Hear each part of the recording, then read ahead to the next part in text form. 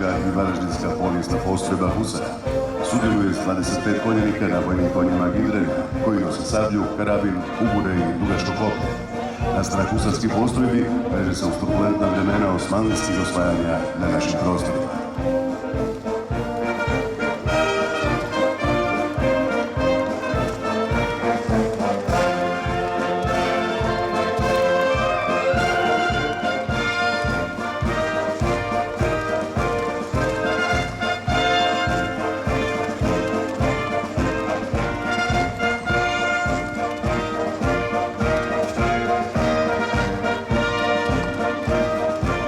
Iza Husara dolazi nam kravat pukovnik, porijeklo vuče s početka 17.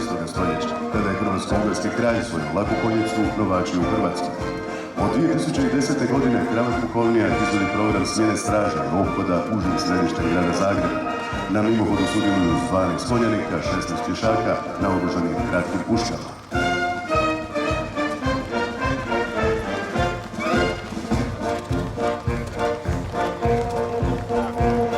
Domagovi strijelci iz vida kod Metkovića promiču vojnu baštinu hrabrih Neretvana i čuvaju sjećanje na hrvatsku povijest iz vremena kneza Domagoja.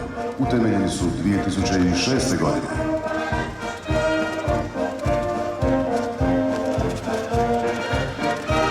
Đuroki dolaze iz grada Picoka, čuvaju tradiciju graničara Đuroka iz 17. stoljeća, djeluju u sastavu udruge Sveti Juraj i broje 6 pripadnika naoružanih sabljama. Frankopanska garda grada Ogulina čuva sjećanje na višestoljetnu borbu za opstanak ljudi Ogulinskog kraja.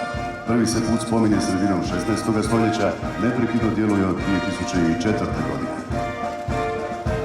Gradska straža Bakar predstavlja oživljeni komadić bogate povijesti grada Bakar. Spominje se krajem 18. stoljeća kada je Bakar poveljon Marije Terezije dobio status slobodnog kraljevskog grada. Djeluje od 2009. godine.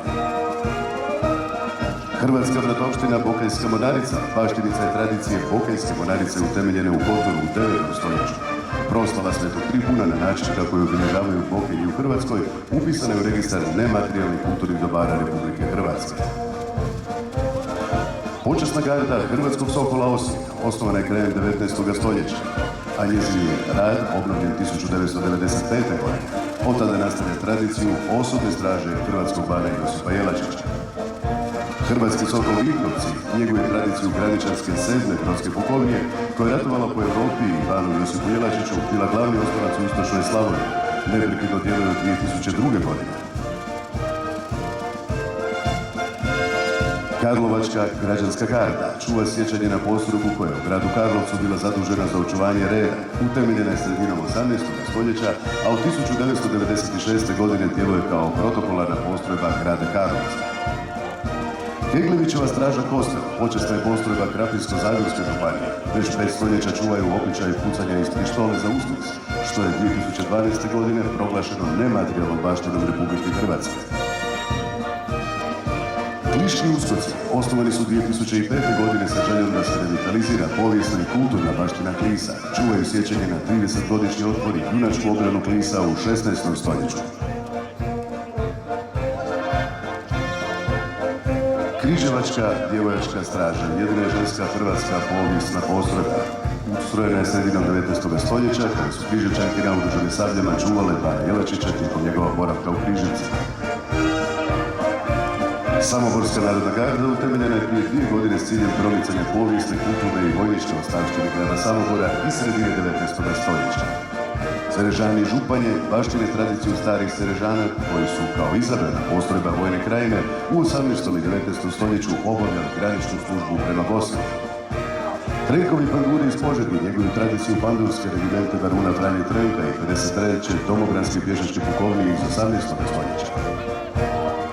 Turopoljski banderi, povijesna postrojba plemenita općine Turopoljske, prepoznatljivi su po poklutnici koji su žene vezle svojim muškarcima prije odlaska u bitku.